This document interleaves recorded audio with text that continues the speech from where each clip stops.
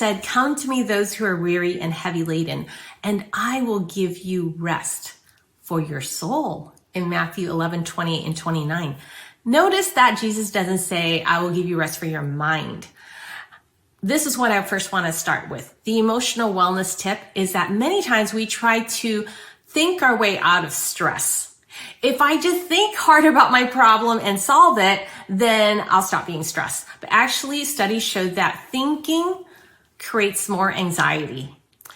What is it that lowers stress? Well, it's actually the right brain. There's the left brain, which is the logic problem solving part of our brain.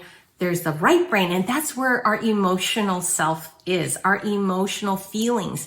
This is also our 5 senses. So if you do something that uses your hands, what's a hobby or interest you like to do there you're using your hands? Auditory, is there something you like to listen to? Music, or maybe being out in nature, hearing birds.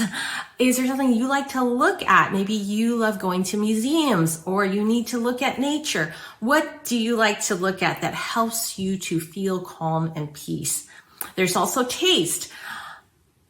As moms, we're often making sure our kids get their vegetables, get their fruit, have something fun to eat and healthy. But us, we're like on last on the list. And so we need to prioritize our nutrition because, when you take a flight, the airplane, they always say, put your oxygen mask on first before you help somebody else. And our little ones, we cannot pour out to them. We cannot do that if we do not first fill up ourselves. So the priority really is you first. Mama, it's you first, Jesus. We find not only the principle of rest when Jesus invites us, but in the New Testament, it tells us in Corinthians, comfort others with the comfort you have first received yourself. That is such a big drain on our emotional resources, don't you think? We're constantly having to comfort and listen, and yet we can only do that if we receive the comfort, if we receive the listening. So it's important you prioritize time with your mommy friends without baby there.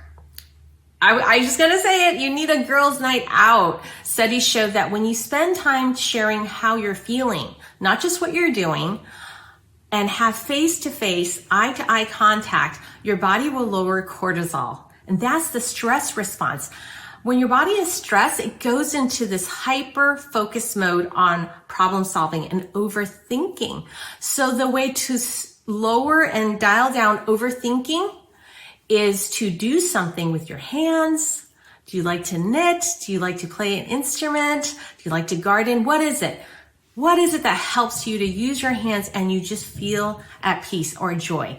Or spending time with somebody face to face. This is so important because it literally helps your brain to turn off the overthinking.